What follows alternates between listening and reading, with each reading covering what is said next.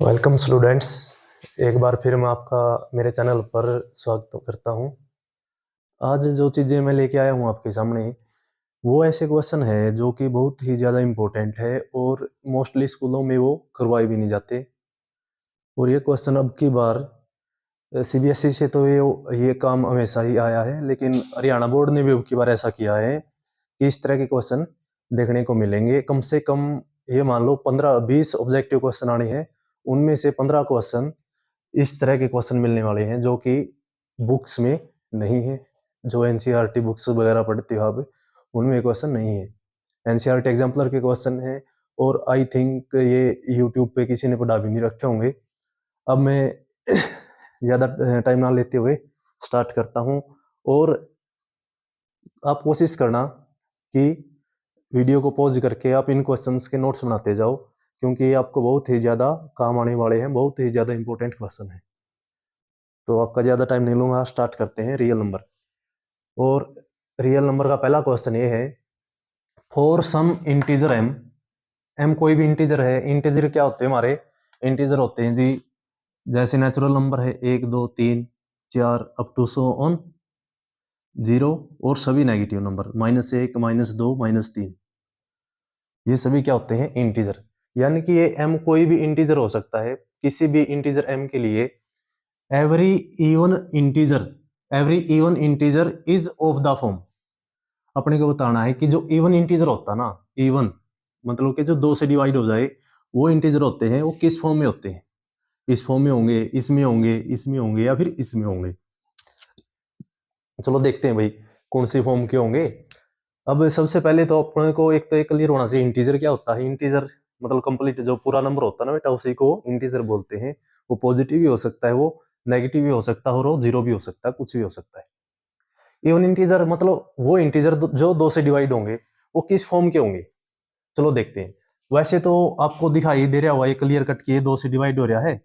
Option अपना ये सही है। ज्यादा टाइम नहीं लेंगे हम, लेकिन इसकी थोड़ी सी एक्सप्लेनेशन देने की कोशिश करूंगा मैं। जैसे हम क्या है, कोई भी इंटीजर है। अब इंटीजर तो हम उस लिस्ट में से किसी को भी उठा सकते हैं, और जो ये रूल है वो सभी के लिए एप्लीकेबल होना चाहिए। तो जैसे मैं सबसे पहले 1 उठाता हूं बेटा। यदि m की वैल्यू 1 है तो क्या 1 इवन है? हमारा ऑप्शन क्या होना चाहिए? इवन होना चाहिए। क्या m इवन है? जी नहीं है, यानी कि ये ऑप्शन तो कट गया। अब m+1 को चेक करेंगे। m+1 को चेक करेंगे कि ये इवन नंबर है या नहीं है। m की वैल्यू कुछ भी पुट कर सकते हैं हम, हमारी मर्जी है। सभी के लिए होना चाहिए, सभी के लिए। अब सबसे पहले हम मान लिया 0 रखते हैं m की जगह पे। 0+1 कितना आया? 1। फिर 1 रखते हैं। 1+1 2। फिर 2 रखते हैं। 2+1 3। क्या ये सभी इवन नंबर हैं? 1 इज ए नॉट इवन। तो एक कम से कम एक तो ऐसा मिल गया ना जिसके ऊपर ये इवन इंटीजर नहीं होगा, तो हम इस ऑप्शन को भी रिजेक्ट कर देंगे। अब ये 2m है बेटा। जैसे देखो 2m में m के स्थान पे कोई भी इंटीजर रखो। जैसे हमने m की जगह पे 0 रख दिया, तो 2 इंटू 0 क्या बनेगा? 0। m की जगह पे हमने 1 रख दिया, 1 रखोगे तो 2 इंटू 1, ये भी 2। m की जगह पे 2 रख दिया तो 2 इंटू m की जगह पे 2 रखो 4। m की जगह पे 3 रखो, 2 इंटू 3 किसके बराबर आया? 6 के बराबर। तो आप देख रहे होगे कि हर बार यहां पर क्या आ रहा है कि एक इवन इंटीजर है, ये एक इवन नंबर है। तो 2m में m की जगह पे कुछ भी इंटीजर रखोगे तो क्या होगा? इवन इंटीजर होगा। माइनस वाले भी रख सकते हो, जैसे -1 रख दिया तो 2 इंटू -1, तो क्या बन गया? ये -2। तो -2 भी क्या बेटा? अपना एक इवन इंटीजर है। ठीक है, ये चीज है। और इसमें चेक करके देख लो एक बार, क्या 2m+1 इवन होगा? बिल्कुल भी नहीं होगा बेटा। वो बताता हूं क्यों नहीं होगा, इतने कॉन्फिडेंस में क्यों बोल रहे हो कि नहीं होगा।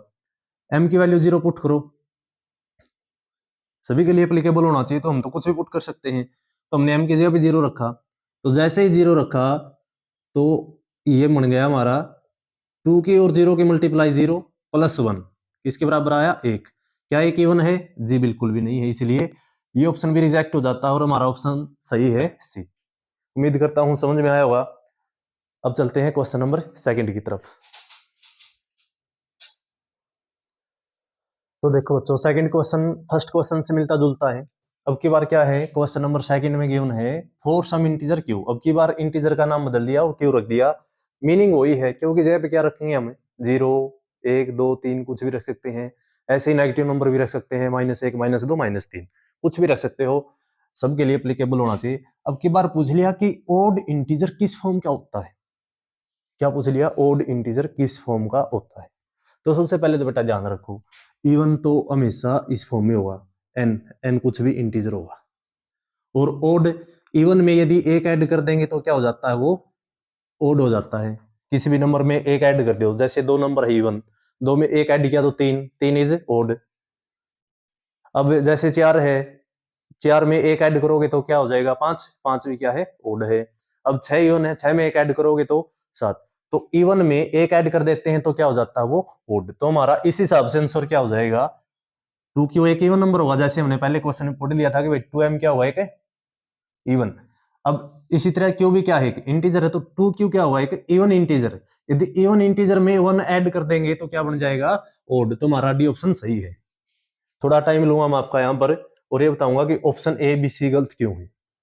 अब देखो क्यू है, क्यू तो कोई भी इंटीजर है, तो क्या पुट करें हम, इसकी जगह पे कुछ भी पुट कर सकते हैं। जैसे मान लिया हमने 0 पुट कर दिया, क्या 0 ये ओड है, जी बिल्कुल भी नहीं है। ओड इंटीजर ये नहीं है, ये इवन इंटीजर है, तो पहला ऑप्शन रिजेक्ट। और भी बहुत सारे एग्जांपल हैं, जैसे क्यू की जगह पे अगला इंटीजर जैसे हमने 2 रख दिया, 2 तो इवन है, ओड तो नहीं है, इसलिए ये ऑप्शन कट। अब सोचते हो क्यू प्लस वन, ठीक है जी, क्यू प्लस वन चेक कर लेते हैं। क्यू की जगह पे रखो 0, जैसे ही क्यू की जगह पे 0 रखोगे तो ये बन जाएगा 0 + 1 is equal to 1। Okay, odd है। नेक्स्ट चेक करेंगे, अब क्यू की जगह पे 1 रख दिया हमने, 1 + 1 कितना आ गया, 2। ये तो इवन है, इसका मतलब ये ओड नहीं है।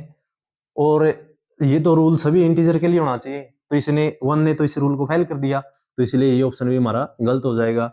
और 2 क्यू तो हम पहले ही पढ़ गए थे भाई, 2m किस फॉर्म का होता है, इवन का होता है, इसलिए ये भी रिजेक्ट हो जाएगा। इस तरह से हमारा क्वेश्चन नंबर सेकंड भी कंप्लीट होता है।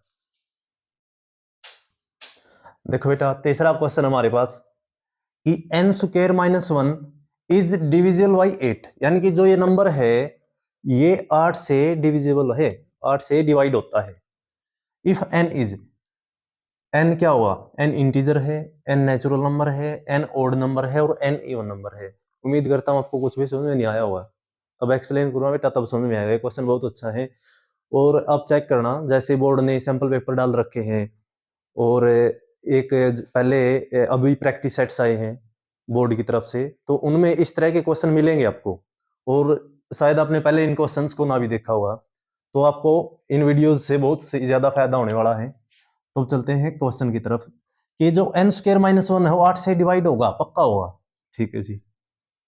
अब अपने को ये बताना है ये n क्या होगा, क्या n इंटीजर हो सकता है, क्या n नेचुरल नंबर हो सकता है, क्या n ओड नंबर होगा या फिर n इवन नंबर होगा। तो सबसे पहले हम चेक करते हैं पहला ऑप्शन, क्या इंटीजर के लिए सही है। ठीक है जी, चलते हैं, हम n की वैल्यू सबसे पहले 0 पुट कर लेते हैं। n की जगह पे 0 रखो, अपने को चेक करना क्या ये वाली चीज 8 से डिवाइड होगी। यदि हमने n की जगह पे 0 रख दिया तो क्या बन जाएगा, 0 का स्क्वायर -1 -1। क्या -1 को 8 से भाग किया जा सकता है, बिल्कुल भी नहीं किया जा सकता बेटा। तो हमारा ऑप्शन एक तो रिजेक्ट हो जाता है, यानी कि इंटीजर तो हम नहीं ले सकते। अब चेक करते हैं नेचुरल नंबर। सभी को पता ही होगा नेचुरल नंबर 1 से स्टार्ट होते हैं, 1 2 3 4। तो इसमें हम पहला नेचुरल नंबर फिट करके देखते हैं, n की जगह पे 1 रखते हैं। जैसे हमने n की जगह पे 1 रखा तो ये क्या बन गया, 1 का स्क्वायर -1, यानी कि 1 - 1 इज इक्वल टू 0। 0 तो 8 से डिवाइड हो जाता भाई, सही बात है। तो ठीक है जी, हम यहीं पर संतुष्ट नहीं होंगे बेटा, संतुष्ट नहीं होना अपने को। n की वैल्यू 2 रख के देखो, क्या n इज इक्वल टू 2 के लिए एप्लीकेबल होगा। देखते हैं जी, 2 का स्क्वायर करेंगे -1, 2 का स्क्वायर 4 -1 इज इक्वल टू 3। क्या 3 8 से डिवाइड होगा, बिल्कुल भी नहीं होगा। इसलिए एन की वैल्यू 2 नहीं हो सकती, 2 नहीं हो सकती तो मतलब नेचुरल नंबर तो गया, नेचुरल नंबर नहीं हो सकता। अब एन 2 नहीं हो सकता तो मतलब इवन भी, इवन वाला भी गया, क्योंकि एन इज इक्वल टू 2 तो एक इवन नंबर है, और जब एन इवन हो जाता है तो 8 से डिवाइड नहीं होता। एक ही ऑप्शन बचा हमारे पास, ऑप्शन नंबर बी। अब बताएंगे बेटा, देखो जब एन की वैल्यू 1 रखी तो एन स्क्वायर माइनस 1 0 आया, जो कि 8 से डिविजिबल है, मतलब 8 से डिवाइड हो गया वो कंप्लीट।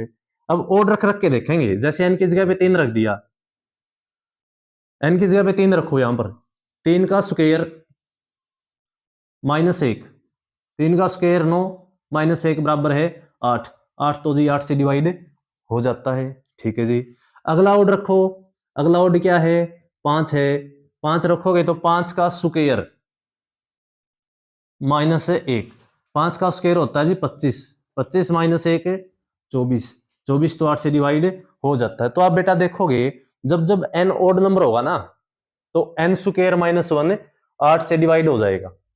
इस तरह से हम बोल सकते हैं, जब एन स्क्वायर माइनस 1 8 से डिवाइड होगा ना तो एन पक्का क्या होगा, ओड नंबर होगा, वो इंटीजर भी नहीं हो सकता, क्योंकि एन इज इक्वल टू 1 एक sorry n is equal to 0 एक इंटीजर है, नहीं डिवाइड हो रहा है एन स्क्वायर माइनस 1। इसी तरह से नेचुरल नंबर भी है, हम अपना 2 है जैसे नेचुरल नंबर है, ये 8 से डिवाइड नहीं हो पा रहा। इसी तरह से n इज इक्वल टू 2 क्या है, इवन नंबर भी है, जब n यहां पर पुट करते हैं तो ये 8 से डिवाइड नहीं हो पा रहा, तो इसलिए हम कह सकते हैं कि हमारा राइट आंसर क्या हुआ, ओड नंबर। तो इस तरह से हमारा क्वेश्चन नंबर 3 भी कंप्लीट हुआ। देखो बेटा क्वेश्चन नंबर 4 स्टार्ट करते हैं। If the HCF of, HCF मतलब highest common factor 65 and 117 is expressible in the form of 65m minus 117, then value of m। ये कह रहा है कि दो नंबर हमारे पास, एक 65 है एक 117 है, इन दोनों का जो एचसीएफ है ना बेटा, उसको इस तरह से लिख सकते हैं हम, यानी कि 65 और 117 का एचसीएफ इस फॉर्म का है, तो m की वैल्यू बताओ क्या होगी। तो हम क्या करेंगे, 65 और 117 का 65 और 117 का एचसीएफ निकाल लेंगे, कितना आएगा, और जितना भी जो भी एचसीएफ आएगा ना इसके बराबर रख देंगे, और एम की वैल्यू को हम वहां से प्राप्त कर लेंगे बेटा। तो सबसे पहले हम स्टार्ट करते हैं 65 और 117 का एचसीएफ कैसे निकालते हैं। एचसीएफ निकालने के लिए दो तीन मेथड है हमारे पास। तो हम उस नंबर से डिवाइड करते हैं बेटा जो दोनों को डिवाइड कर दे, ऐसा नंबर जो दोनों को डिवाइड कर दे। तो हम देख पा रहे हैं 2 से तो डिवाइड हो ही नहीं रहा कोई सा भी, ये 3 से डिवाइड नहीं हो रहा। अब चेक करेंगे 5 से, ये 5 से डिवाइड नहीं हो रहा, 7 से, ये 7 से डिवाइड भी नहीं हो रहा। तो हमारे को ऐसे चलते चलते एक 13 मिलेगा, 13 5 5 जार 65 और 39 जार 117। ठीक है, अब किसी भी कॉमन नंबर से डिवाइड नहीं हो रहा, इसका मतलब इन दोनों का एचसीएफ क्या आया अपने पास, 13। अब इनका एचसीएफ 13 आया बेटा हमारे पास, इनका एचसीएफ कितना आया, 13। और ये क्वेश्चन में क्या बोल रहा है कि इन दोनों का एचसीएफ है ना जो इस फॉर्म में लिखा जा सकता है। ठीक है जी, हम जो ये फॉर्म है किसके बराबर है, 13, यानी कि एचसीएफ एक किस्म से बोल रहा है कि ये इन दोनों का एचसीएफ है, और हमने इनका एचसीएफ क्या निकाल दिया, 13। तो लिखो इसके बराबर में 13 और m निकाल दो, 65m, m निकालना है ना अपने को, तो m को रखेंगे इस साइड बेटा, और जो भी कूड़ा करकट है उसको फेंक देंगे दूसरी साइड, बराबर है 13। अब ये माइनस का 117 है, साइड चेंज करेगा तो ये प्लस का 117 हो जाएगा, और दोनों को ऐड करो कितना आएगा, 130। और 65 m के साथ मल्टीप्लाई में है, जब बॉर्डर पार करेगा तो बेटा क्या हो जाएगा, ये डिवाइड में चला जाएगा। डिवाइड में जाकर देखो 65 की 2 से मल्टीप्लाई कराते हो ना, तब आता है 130। तो हमारा m की वैल्यू क्या प्राप्त हुई हमें, 2, जो कि हमारा ऑप्शन नंबर बी बिल्कुल सही है। अब चलते हैं क्वेश्चन नंबर 5 की तरफ। देखो बेटा क्वेश्चन नंबर 5 में क्या है, the largest number which divides 70 and 125, leaving remainder 5 and 8 respectively is. मतलब अपने को बड़े से बड़ा नंबर बताना है जो 70 को डिवाइड करे तो रिमाइंडर 5 आए, और 125 को डिवाइड करे तो रिमाइंडर 8 आए। बताना बड़े से बड़ा। चलो तुमको एक स्टोरी सुनाता हूं बेटा। लार्जेस्ट नंबर आते ही तुम क्या समझोगे, लार्जेस्ट है जी, लार्जेस्ट क्या होता है, ये तो एलसीएम होता है, गलत, एलसीएम नहीं होता। एक होता है एचसीएफ और एक होता है एलसीएम। एचसीएफ क्या होता है? हाईएस्ट कॉमन फैक्टर, अपने आप में क्या है? हाईएस्ट। और एलसीएम का फुल फॉर्म क्या होता है? लिस्ट कॉमन मल्टीपल, यानी कि एल मींस लिस्ट। तो इन क्वेश्चन में ध्यान रखना, जब जब ये बात करेगा ना हाईएस्ट नंबर की, ग्रेटेस्ट नंबर की, तो हम वहां पर क्या निकालेंगे? HCF, highest common factor. ठीक है। और जब जब ये बात करेगा लिस्ट की, लोएस्ट की, तो हम क्या यूज करेंगे? एलसीएम। ये बात हमेशा ध्यान रखना। हालांकि नाम से उल्टा काम होता है इनका। एचसीएफ का आंसर छोटा होता है, एलसीएम का आंसर बड़ा होता है। नाम से उल्टा काम। ठीक है। तो ज्यादा टाइम ना लेते हुए क्वेश्चन पे आते हैं बेटा, क्या कह रहा है ये। एक बात तो देखो, 70 को डिवाइड करेगा ना कोई भी नंबर है और 5 रिमाइंडर आएगा, तो वो 70 से बड़ा तो नहीं हो सकता बेटा। ठीक है, क्योंकि 70 से बड़ा नंबर उसको कैसे डिवाइड कर सकता है? यानी कि दो ऑप्शन तो हमारे क्लियर कट कट गए, अब ये दो ऑप्शन बचे हमारे पास। ठीक है जी। बाई ऑप्शन आए हम, यदि बाई ऑप्शन आएंगे ना, तो 13 को 17 से डिवाइड करो, मतलब 17 को 13 से जब डिवाइड करोगे तो रिमाइंडर कितना आएगा? 5। ये भी यही बात कर रहा था। ठीक है। और 125 को जब 13 से डिवाइड करोगे ना बेटा, 13 को 125 से डिवाइड करोगे तो 13 की 9 की गुणा होती है 117। ठीक है। और 125 में से 117 घटाओगे तो 8 तो नहीं बचने वाला, 8 ही बचने वाला बेटा। 125 में से 117 को घटाओगे तो क्या बचेगा? 8 ही बचेगा, यानी कि हमारा ऑप्शन नंबर ए बिल्कुल राइट है।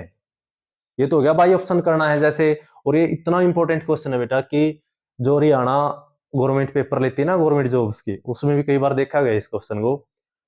तो इस क्वेश्चन को, ये तो हो गया ट्रिक वाइज कैसे करते हैं, बाई ऑप्शन कैसे करते हैं। अब मैं इसका रियल मेथड सिखाऊंगा। अब जैसे भी ये बोल रहे हैं ना कि इतना रिमाइंडर बचा है, तो जो बचा हुआ ना बेटा उसको पहले ही निकाल दो। 70 में से 5 घटा दो पहले ही। 70 में से 5 गया, कितना बच गया? 65, 65। और 125 को जब डिवाइड किया जाता है तो 8 रिमाइंडर बचता है, तो 125 में से 8 को कर देंगे माइनस, कितना आया? 117।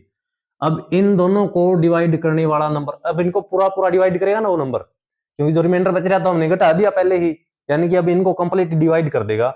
इनको कंप्लीट डिवाइड करने वाला लार्जेस्ट नंबर हमने पिछले क्वेश्चन में पढ़ा था, याद हो तो। मतलब इन दोनों का एचसीएफ निकालना है, एचसीएफ ऑफ 65 एंड 117, और इन दोनों का एचसीएफ बेटा लास्ट क्वेश्चन में हमने निकाला था, कितना आया था? 13। तो राइट आंसर क्या हो जाएगा हमारा? 13।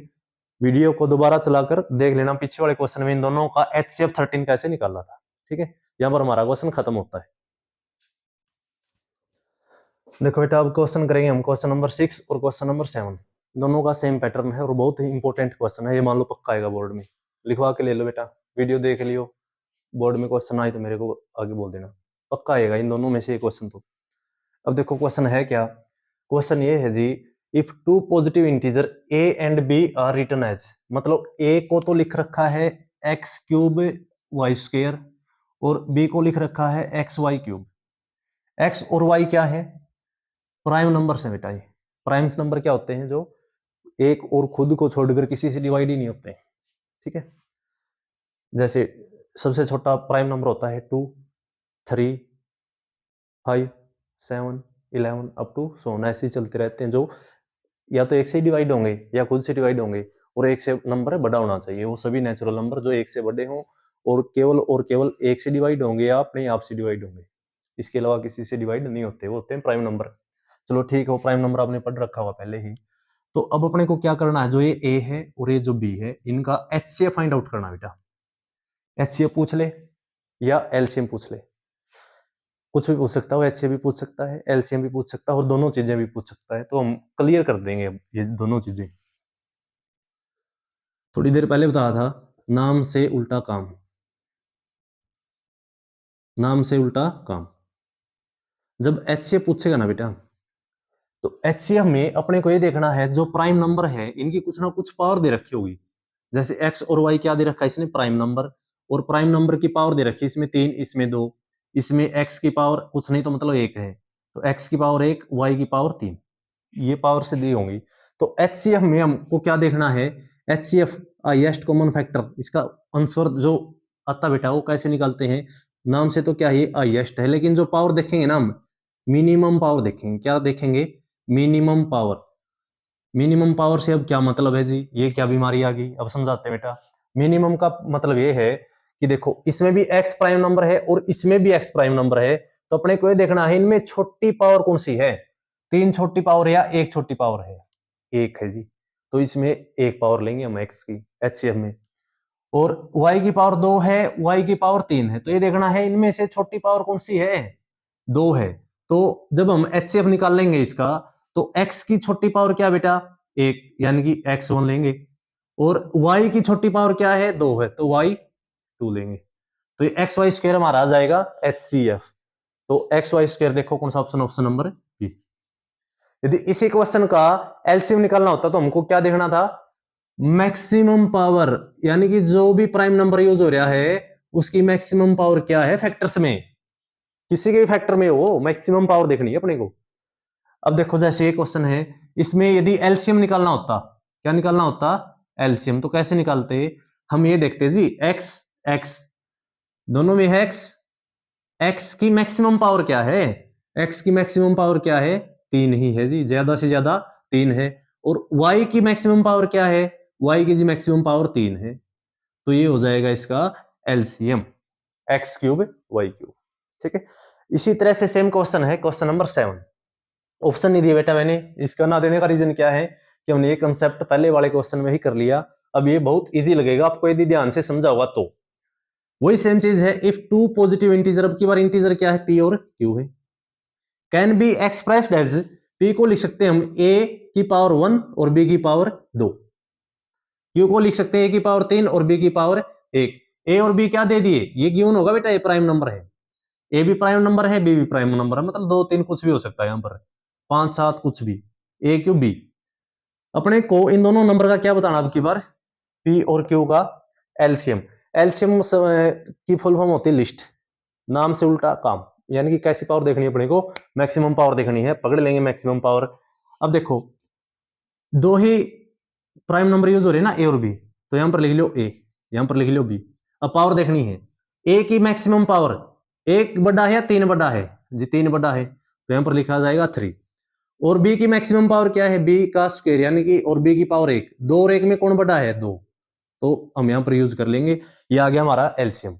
यदि इसी क्वेश्चन में एच से पूछा होता कि पी और क्यू का एच से बताओ, तो क्या हो जाता, ए की मिनिमम पावर 1 है और बी की मिनिमम पावर 1 है, यानी कि ए बी, ये हो जाएगा हमारा इस क्वेश्चन का एचसीएफ। तो यहां पर हमारा क्वेश्चन नंबर 7 भी खत्म होता है, और इस कंसेप्ट बेटा एक क्वेश्चन पक्का है, तो इस वीडियो को रिपीट करके देख लियो और नोट्स बनाते रहियो, ठीक है। अब करते हैं हम क्वेश्चन नंबर 8।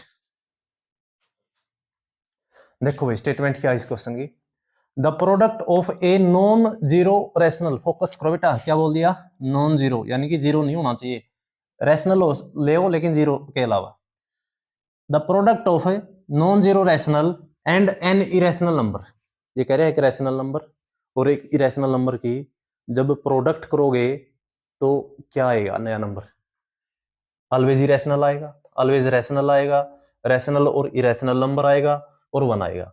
देखो बेटा ये बहुत ही अच्छा कंसेप्ट है रैशनल और इरेशनल का, इसके ऊपर अलग से भी मैं वीडियो बनाऊंगा, फिलहाल के लिए अपने को ये चीज ध्यान में रखनी है, रैशनल नंबर वो होते हैं जो पी बाई क्यू की फॉर्म में हो, नीचे बेटा कभी भी जीरो नहीं होता, क्योंकि यदि मैथ में नीचे जीरो आ गया ना तो अनर्थ हो जाता बेटा, इससे बचना है।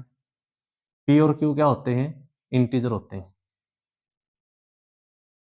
ये होता है रैशनल नंबर, और इरेशनल नंबर वो होते हैं जो पी बाई क्यू की फॉर्म में ना लिखे जा सकते हो। फिलहाल मैं आपको कुछ एग्जांपल देता हूँ इरेशनल नंबर के, जैसे √2, √3, √5, हालांकि √6, √7, ये सभी कैसे नंबर हैं, ये इरेशनल नंबर है, इसके ऊपर मैं जल्दी से एक लेक्चर लेके आऊंगा, बिल्कुल अच्छे से डिटेल में समझाऊंगा सारी चीजों को। फिलहाल के लिए क्या समझो तुम, इनू कह रहा है एक रैशनल नंबर ले, जैसे हमने मान लिया 2/3 एक रैशनल नंबर है, एक ही रैशनल नंबर ले जैसे √2, अब इन दोनों की गुणा करोगे ना बेटा, तो √2 तो हमेशा इसके साथ चिपका रहेगा ना, √2 तो खत्म होने वाला नहीं है, तो ये भी क्या आएगा, एक इरेशनल नंबर ही आएगा दोनों की मल्टीप्लाई करने के बाद भी। अब एक केस बचता बेटा, जब ये जीरो हो जाए ना, रैशनल जीरो एक रैशनल नंबर है, क्योंकि 0 में 1 लिखा जा सकता है, रैशनल है। अब इसकी मल्टीप्लाई किसी भी रैशनल के साथ कराओगे कोई भी इरेशनल नंबर ले लिया हमने जैसे √3, तो ये क्या बना देगा, 0 बना देगा और ये क्या हो जाएगा, रैशनल नंबर हो जाएगा। इसके अलावा किसी भी रैशनल नंबर में इतनी ताकत नहीं है कि वो इरेशनल के साथ मल्टीप्लाई कराए और रैशनल बना दे। वो ताकत केवल किसके पास थी, 0 के पास थी, और इसकी ताकत छीनने का काम कर दिया बेटा स्टेटमेंट ने। स्टेटमेंट में क्या बोल दिया कि वो नंबर कैसा होना चाहिए, नॉन जीरो होना चाहिए, नॉन जीरो रैशनल लेना है, तो जीरो तो हम ले ही नहीं सकते, ये केस कट गया। अब इसके अलावा किसी में ताकत ही नहीं है इसको इरेशनल बनने से रोक दे, तो हमारा राइट आंसर क्या हो जाएगा कि जो आंसर आएगा वो हमेशा किस में आएगा, इरेशनल नंबर में आएगा, तो always irrational is right answer. Okay, ये क्वेश्चन हमारा यहां पर खत्म होता है। अब स्टार्ट करेंगे क्वेश्चन नंबर 9। क्वेश्चन नंबर 9 की स्टेटमेंट देखेंगे अब। the list number that is divisible by all the number from 1 to 10 both inclusive का मतलब बेटा 1 भी लेना है और 10 भी लेना है। मतलब अपने को लिस्ट नंबर मतलब छोटे से छोटा नंबर बताना है, और लिस्ट का नाम आते ही आप समझ गए होंगे कि किसका जिक्र कर रहा है, ये एलसीएम का डिस्कशन चलना चाह रहे हमसे कि हम एलसीएम निकाल लें। दैट इज डिविजिबल, एक ऐसा छोटे से छोटा नंबर बताना है जो सभी से डिवाइड हो जाएगा, 1 से लेकर 10 तक के सभी नंबर से डिवाइड हो जाएगा, वो नंबर अपने को बताना है। सबसे इजी तरीका होता है बेटा इन क्वेश्चन का, बाई ऑप्शन उड़ा दो। 1 से 10 का मतलब क्या है, 1 से भी डिवाइड होगा, 2 से भी डिवाइड होगा, 3 से भी अप टू 10 से, सभी नंबर से डिवाइड होगा। तो सोचो क्या 10 सभी नंबर से डिवाइड हो जाएगा, 1 से हो जाएगा जी, 2 से हो जाएगा, क्या 3 से डिवाइड हो पाएगा, नहीं हो पाएगा, कैंसिल। 2 से हो जाएगा, क्या 3 से होगा, नहीं होगा, उड़ा दो। भाई साहब को देखो, 1 से हो जाएगा जी, कोई दिक्कत नहीं है, 2 से हो जाएगा, कोई दिक्कत नहीं है, 3 से भी हो जाएगा, 5 और 4 9, 4 से तो हो ही रहा है बेटा, ये 5 से डिवाइड होगा, 5 से तो वही नंबर डिवाइड होते हैं ना जिसके पीछे 0 या 5 होगा, तो ये 5 से डिवाइड नहीं होगा, कैंसिल। एक ही ऑप्शन बच गया, ये राइट आंसर है। अब जिसको निकालना है इस क्वेश्चन को जी, हम तो बाई ऑप्शन ही, हम तो इसका लॉजिक चाहते हैं कि लॉजिक क्या होता है, तो हम क्या करेंगे, 1 से 10 तक की काउंटिंग लिखेंगे बेटा यहाँ पर, देख ली। अब इनमें इनका क्या निकालना अपने को, लिस्ट नंबर निकालना, तो मतलब क्या निकालना है, एलसीएम निकालना है, लिस्ट कॉमन मल्टीपल, इनका मल्टीपल होगा, लिस्ट भी होगा, और मल्टीपल का क्या मतलब होता है कि इन सभी नंबर से डिवाइड वो हो जाएगा। तो इनका एलसीएम निकालने के लिए सबसे पहले हम 2 पे चलाते हैं, 1 3 2 5 3 7 4 9 5, फिर हम चलाते हैं बेटा 2 पे, फिर चलाते हैं एक बार, 1 1 3 1 5 3 7, ये तो बहुत इजी काम है ना, आई थिंक सभी बच्चे कर सकते हैं इसको, अपने भी आप पे। अब 2 पे चलाओगे तो मिल जाएगा एक बार, एक और 3 7 1 9 5। ये थोड़ा स्पीड में काम इसलिए चल रहा है बेटा क्योंकि ये बहुत ही बच्चों वाला काम है, बिल्कुल बचपन से सीखते आए हो इन चीजों को। 7 1 9 को 3 से डिवाइड करोगे तो 3। अब एक बार फिर ये किस पे चला जाएगा, 3 पे चला जाएगा बेटा, 5 1 7 1 1 5। अब किस पे चलाएं, 5 पे, 5 पे चलाएंगे तो ये आ जाएगा हमारा, अकेला 7 बच गया ना। अब 7 पे चला देंगे और ये कंप्लीट क्या बन जाएगा, 1 1 1 1 1 1 1।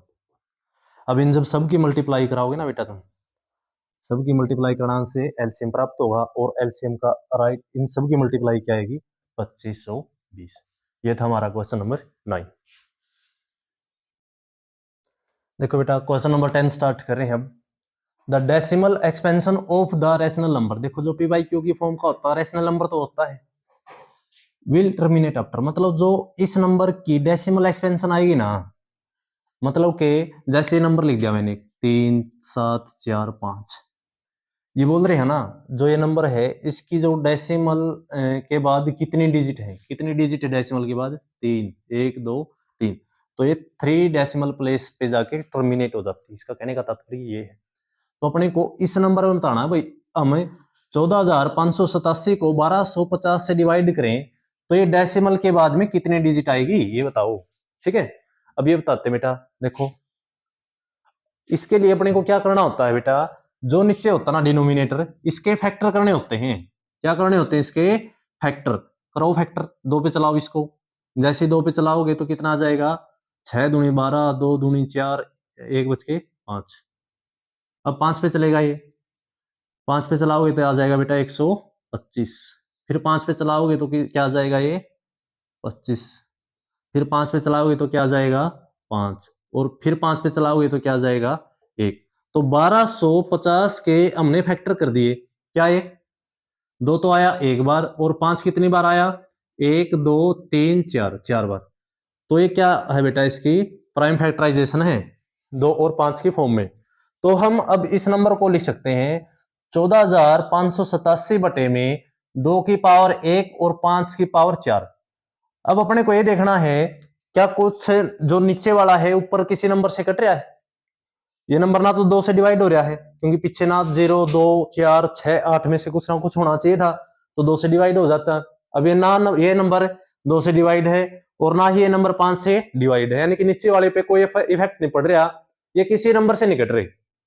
तो अब क्या करें, तो अब अपने को ये देखना है भाई 2 में से या 5 में से मैक्सिमम पावर किसकी है, 5 की, कितनी 4। तो जो ये कुछ भी है बेटा, पक्की बात है डेसिमल के बाद है ना, ये 4 ही डिजिट पकड़ पाएगा, फिर खत्म हो जाएगा।